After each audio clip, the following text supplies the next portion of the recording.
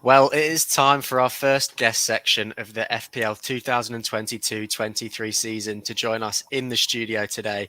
And we're delighted to not only have a veteran of FPL grace us with his presence, but more impressively, a very familiar sports broadcaster that works for BBC Radio 5 Live. He can be heard and seen most weekends commentating on the Premier League as well as major golf tournaments. He's a host of the legendary 5 Live's Football Phone-In on 606 with Chris Sutton and Robbie Savage, as well as the 606 Fantasy Podcast with Chris Sutton and the unknown Statman Dave. Alistair Bruce Ball, thank you for joining us. Welcome to the FPL Addicts podcast. How are you doing? Yeah, no, I'm really well. It's an honour and a pleasure. 8 o'clock this morning in the UK. We had the boys on our pod last season, so it's a delight to return the favour. And just ever so slightly nervous about when we get to the point of my draft that I've sent you and picking over that and you boys having a little look. I don't know if you've seen, but Chris Sutton put his initial draft on social media last night UK time, and he has been absolutely battered for it. He's gone proper Chris differential madness. There's no Alexander-Arnold. There's no Salah. It's got 8 million midfielders in. It's got 22 million on the bench. Honestly, it's so... You'll hopefully get a little bit more sense out of me today. Well, I think from what you've just listed there would be crazy if we didn't get a little bit more sense from you. But as you said, the boys joined you last season. Jack joined you on the 606 podcast. So it's only fair that we return the favour with you today, and hopefully you don't crumble under pressure in our game today like he did on yours. But we've got a couple of questions for you, so we'll just go through them now. So first of all, are you Team Sutton or Team Statman? Oh, wow. Team Sutton, because he's the underdog. And Dave's my big rival. Dave picked me last season. I had a massive lead on him with about, 10 game weeks to go. I got properly reeled in. You know, he's the one I desperately want to beat. But if in terms of sort of rooting for someone on the pod, just to do better and get better at FPL, even though he constantly shoots himself in the foot, it would be Chris. So I'm Team Sutton.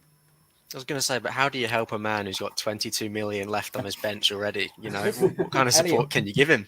Elliot, I had a chat to him on the phone yesterday. So we're recording our first pod of the season. It's going to go out next week, but we're recording it tonight. So we just had a little chat through the draft. And people who listen to the pod will know he does it with his son Ollie. So they're Clough and Taylor. So Chris is your sort of maverick Clough, and Ollie's Taylor and spots the players and does all the hard work in the background. But Chris puts ludicrous parameters on him, like you can't have Salah, that's too boring. I think Haaland will be too boring and too obvious for him. So it just basically, Ollie does it with a hand tied behind his back. I had a chat with him yesterday, and I sort of tried to point him in the right direction. But the more you try and teach him, the more stubborn Chris will become. You're actually better to leave him. And actually, sort of last third of last season, he really picked up and got it going. But it just seems like we're sort of back to bad old Chris at the start of this season. Well, you've got a real battle to face there, trying to get some sort of sense into his head. But Ali, yourself, you know, why do you play FPL, and sort of how did you get into the realm of FPL? Yeah, so it was one of my uni mates who started us up. I'm trying to remember when it was, sort of mid-2000s. I mean, obviously, I've always worked in football. I've always loved football. I love games. I love, you know, I get a bit of stick on the pod for being a bit of a board games nerd, but I love games and I love competition, and it just sort of combines the two. And bottom line is, the simple answer to that is I love it. I absolutely love it. And, you know, when I'm at games at the weekend covering for 5 Live, obviously the professional part of the job, commentating, doing the interviews, all of that absolutely comes first. But your team's always there on the desk while you're doing it. You're so aware of, you know, as every, you know, proper FPL manager is, so aware of what's going on in the other games, assists, bonus points, goals, what Dave's doing, what Chris is doing. So no, I'm properly hooked. Well, it's nice to hear that, you know, you're just like the rest of us. Even if you're focusing on one of the games, you're still looking at Twitter, finding who's got the goals, who's got the assist, who's got the points for you. So you're just like the rest of us who sit along at home. Yeah, absolutely. No, I am. And actually, Elliot, since doing the pod, so we started our pod in 2018. I've definitely got even more sort of plugged into it. I just wasn't aware quite of how seriously people took it and how much content there was out there, how much kind of help and guidance you can actually get. I mean, I think we sort of slightly tongue-in-cheek say we are there to help listeners. I think we're slightly there more to entertain than help. Well, there's the odd bit. I mean, I'm being unfair to Dave there. There's some good advice comes in our pod, but we have a lot of fun with it as well. But no, last 4 seasons, I've really properly started to understand how to try and play it, how to try and get that sort of top 50k finish. I guess is probably what I would aim at the start of the season. I never thought about that before, but I do now, and I love it actually. I love the fact that it's kind of got a bit more serious for me. Yeah, absolutely, and it's getting serious for us all now with the season on the horizon. But Ali, it's absolutely wonderful to meet you. As we mentioned, you're a veteran of the FPL world and the FPL game, and a quick look at your overall history tells us that you've got a better record than all of us combined, I think. No. But could you give us a quick wrap up of your career so far and your FPL season last year? Yeah, so I mean, like I say, so it's not until the last 4 or 5 seasons that I've really properly even looked at overall rank and game week history and stuff like that. Last season, I was at one point absolutely flying. I mean, ludicrously. I think I got into the top. I think I was in the top 1,000 at one point. Now that was a lot down to the sort of chip strategy. I was one of those managers that got to game week 26, I think it was, when they suddenly announced a double game week sort of late in the week. I went for the wild card. At that point, it was the week when a lot of people were going to triple captain Mo Salah because he had the 2 great games, and I decided to go down the wild card route. I didn't do that. I played a lot of my chips very quickly in a row and actually, got myself into a really good position, always knowing that I was then going to be on the back foot for the rest of the season.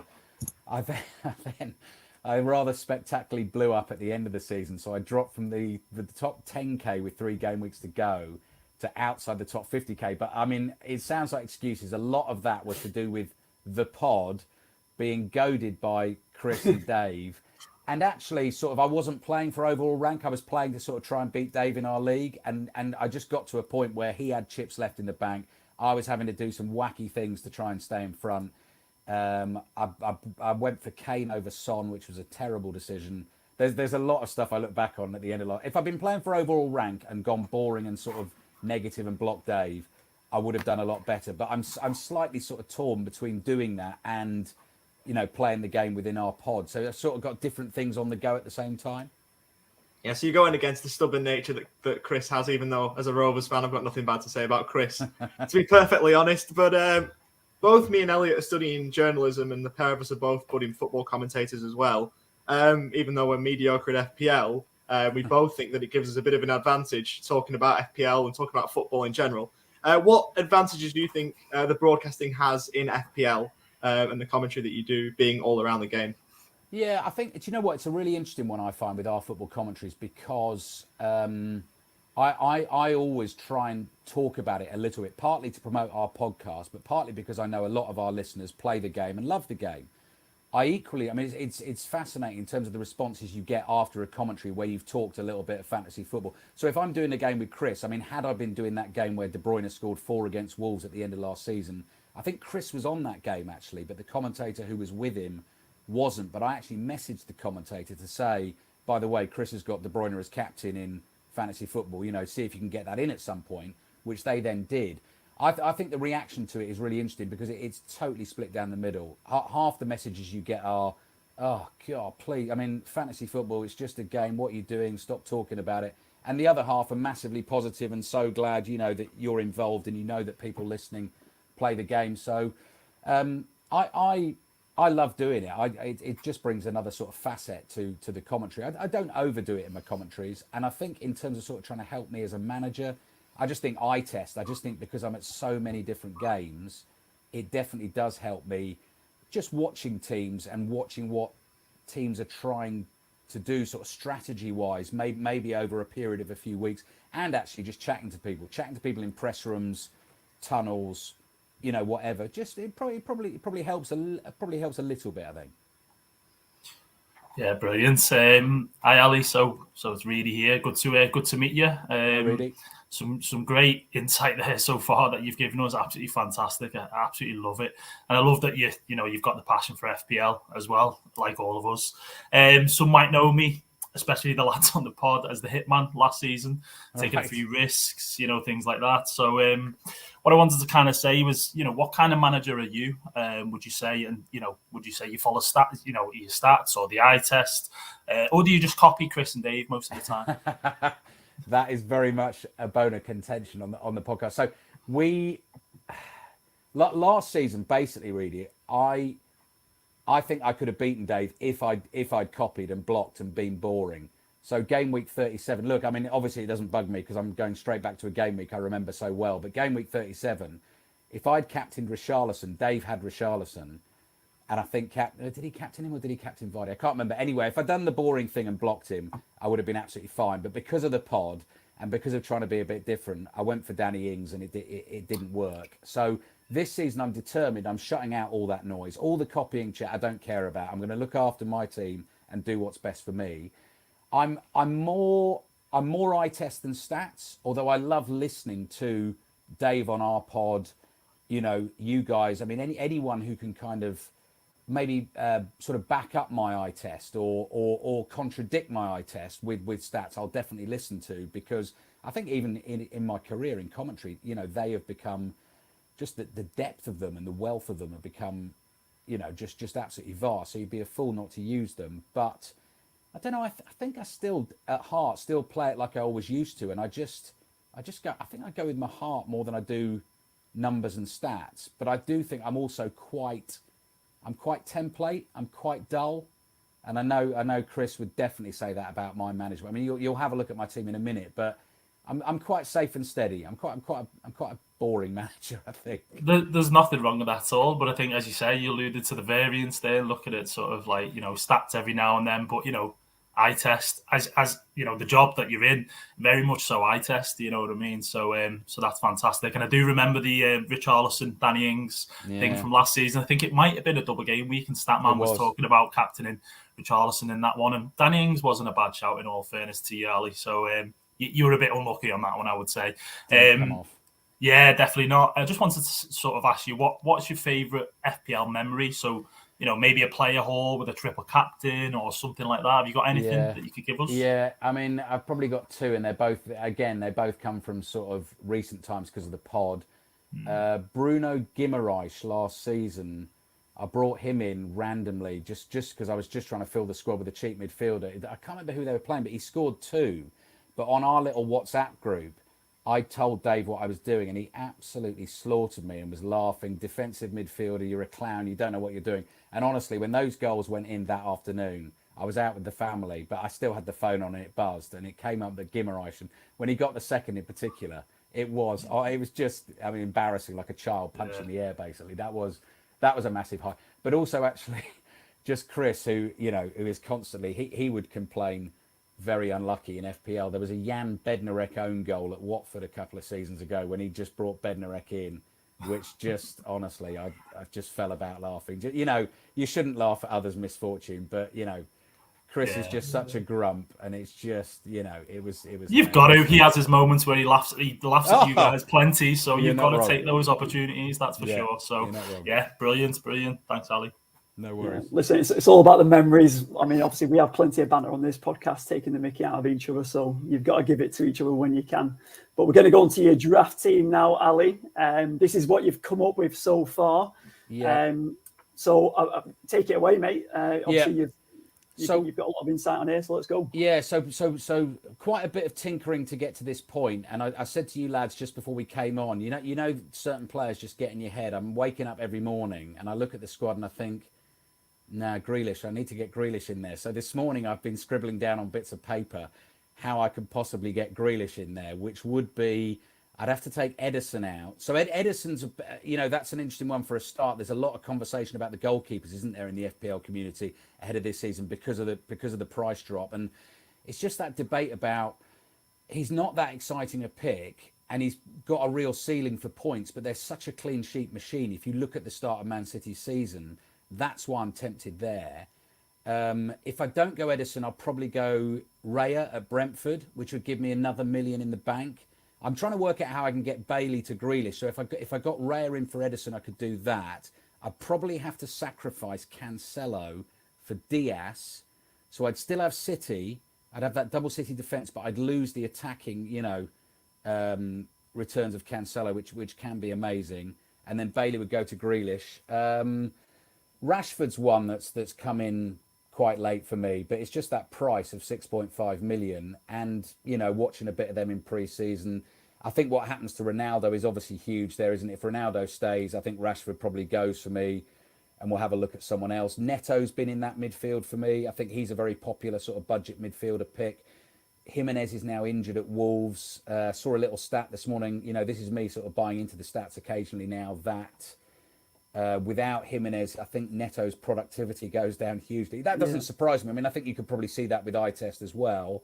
But I mean, the absolute must for me here, and this is why, you absolutely bang your head against a brick wall with Chris, is Alexander-Arnold, one of Cancelo or James. I love the fact I've got all three in there at the moment. Salah has to be in there, and Haaland. So the other thing I tried to do, I don't know if you lads have experimented with it, but it was I tried to do the Salah, Son, Haaland thing, and it just left me too weak in other areas of the team, that as soon as one of them misses, I've just got a feeling, even with Haaland, Pep is going to give him a rest now and again. Liverpool, obviously, I mean, Salah doesn't often get a rest, but I just felt that if I go with those three, there's going to be massive points hauls at times. You can only captain one of them, though. Do you know what I mean? The other two, you're not getting captaincy, sort of double points for them. So I've actually decided to go to the two and try and make that bench a little bit stronger, although, Greenwood, I don't think will see much game time at the start of the season. Andreas Pereira is just one who's in there. I've obviously seen him play. He's in the 4.5s. He looks like a decent pick, but I've got no idea really until the season starts. So I'm pretty happy with that. I'm pretty happy with that. I don't know what you boys think as you pull it apart. I think, listen, on paper, Ali, I think it's a really strong team, to be fair. Obviously, there's a couple of question marks with where you want to go with your team and what assets you want to bring in, like if it's a Grealish or it's a last minute FOMO decision. Yeah. Obviously, the Chelsea assets as well after their pre-season with the result against Arsenal. Got James in there. Where's he going to start? Obviously, one of the boys just mentioned Zinchenko in there as well. A great shout. But even your bench, Williams and Andreas, both probably going to be starting for their clubs respectively. Do you know what I mean? So I think it's good from that. But what we're going to do, I'm going to give the boys on the pod and on the panel an opportunity to give a bit of feedback and then give you a rating out of 10. So it's a game what one of the boys has created, who's not on today, but it's called Come Draft With Me. So we're going to give you a rating on there. So we absolutely love this, and it's a feature we want to bring in. Excellent. So this is credit to the FPL Reverend who has joined us for this season. But so we're going to go to Elliot first. Elliot, feel free to provide a bit of feedback if you want, and then a rating out of 10. To be honest, Ali, I'm looking at it. The defence and goalkeeper, very, very strong. Something that I'm looking to do this season is go quite big at the back, because I think, the premium forwards and midfielders are just so expensive. The midfield I like. Salah's obviously in there, and then Jesus and Haaland up top. There's not really too much wrong with it, not much that I can fault. I'd probably say it's a solid 9 out of 10 from me. Oof, blimey. Straight in. Oh, it's a Baker's handshake from Paul Hollywood, that is. Ollie, where are you at, mate? I was going to say 8.5. I'm a massive fan of the draft. Obviously, seeing Rashford for one of the games here in Melbourne played so well against Palace. It would just be interesting to see if he can carry it into the actual Premier League season. If he does, I think it's a niche pick, because I don't think that too many will have gone with him because of last season and everything that happened there. Really like the Leon Bailey shout again over here. He was remarkable, and at his price, he seems like someone who's nailed on and going to play. So I love that. And the rest of the team, very, very solid. So I'll give it an 8.5 out of 10. Thank you. Nice work. And Reedy the Hitman, where are you at? Well, Elliot and Ollie have given me a little bit of a sort of thing to go with here, and that's the first thing I want to go with, and that is no Spurs, which sticks out. But if we look at what Spurs players you've won in, ideally it's going to be Son or Kane. So that means you're taking out Haaland for potentially Kane, and then as you said before, trying to get all four in, you've tried that, and getting Son in as well as Salah and Haaland, it completely messes with your structure. But I think the actual sort of base of your team, your defence is really solid. I love Trent, Cancelo, James, who I've also got in my draft. Edison, as you said, clean sheet sort of magnet. Up there with Alisson. The only two things I would say is probably Bailey and Rashford. It's an unknown really. Pre-season, fantastic. Both look brilliant. Both been playing and getting minutes. But come the start of the season, I think Bailey's the one that might be a bit of a doubt for Villa because of the amount of attackers they've got. But I'll give it a 7.5. I'll give it. Okay, 7.5. I take all those. Very fair assessment. I appreciate that, fellas. The Tottenham thing bugs me. It does bug me. Kulishevsky for Diaz possibly, but again, it's just the potency of that Liverpool attack. I love having both of those boys in there. I don't think I can get from Rashford to Kulishevsky without doing, unless I do drop one of those attacking fullbacks, unless I sacrifice a Cancelo or a James, really drop down, maybe to get Kulishevsky in. And then Perisic, I'm just not sure about. I mean, he might be one I try and go to sort of early in the season once we see what Tottenham are doing and how much he's going to play. I know he's a Conte favourite, but he's not played masses in pre-season. So I totally agree with you, really, on that point about Tottenham, particularly with their start to the season. I think your options are, Ali, if you do drop Diaz down to, say, Robertson, you save yourself $1 million. You then drop Zinchenko down to, say, for example, a Tomiyasu, there's 0.5. So there's 1.5 onto Rashford that you can sort of bump up to Kulikevsky. So that's up to you in that respect, Paul. Yeah, it is. Oh, absolutely. It'll be on my head. An Arsenal fan was telling me the other day they're not sure Tomiyasu is going to start the season at right back. They were talking about possibly Ben White at right back for Arsenal. So, but White's 4.5, so he's similar, isn't he? You could do the same thing. So that's that's food for thought. It's food for thought. Beautiful. Well, really great feedback, and listen, a nice score in there. I'll give you a decent score as well, Ali. Obviously, the team looks great. I think it's very towards that template with that Jesus shout in there as well. 64% in there ownership. So I think something to consider that you're following the crowd a little bit, and I'd like to see some differentials in there, Ali. So I'm going to give you an 8 out of 10. So go on. Totally agree with you, Jack. It is template. My feeling on that is a bit like opening innings in cricket. Play yourself in, stick with the crowd. You can't win it on the first day. You can certainly lose it. We'll go differential a little bit later on. But you're spot on. You're absolutely spot on. I'm spot on, but I'm also following the template as well, Ali, so don't worry. So on to this next one. Just bear with me a second while, right? This is your game that we're going to play. Oh, no. You stitched me up, so I'm going to stitch you up. We did. You boys did really well. You boys did. What was it? Was it we Premier had League hat-tricks? Premier League hat-tricks. Yeah. I thought we did really well, to be fair. It was three or more, wasn't it? And then Ronaldo was the incorrect answer. And then that very weekend, he banged in a hat-trick, didn't he? Banged a hat-trick against Spurs.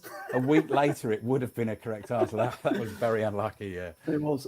I panicked and went for the big name instead. But now we know you've got a posh double-barrel name. So we thought we'd organise a game for you to play in the last part of the show. I'm going to share my screen now. There's 6 Premier League players on there. Can you place these 6 players in order of the most selected so far this season down to the least selected? Yeah. Have they all got double-barrel surnames? They've all got double-barrel surnames, right? So I'm going to bring them up on screen now for you, Ali. So we've got DCL, Kyle Walker, Peters, Trent, James Ward-Prowse, Smith Rowe, St. Maxim. You've got 30 seconds. 30 seconds. Which is very generous. And you're going to go highest to lowest in selection. Okay, right, ready? So, yeah. Your time starts now. Okay, so the highest is obviously Trent Alexander-Arnold. I'm definitely putting them in 1. 20 seconds, Ali. Okay, Ward-Prowse second. Yeah. St. Maximin third. Calvert-Lewin fourth. Smith Rowe fifth, Walker Peters sixth, but they could be the other way round. Oh, just in time. That is 30 seconds done. So let me have a look. This could be awful.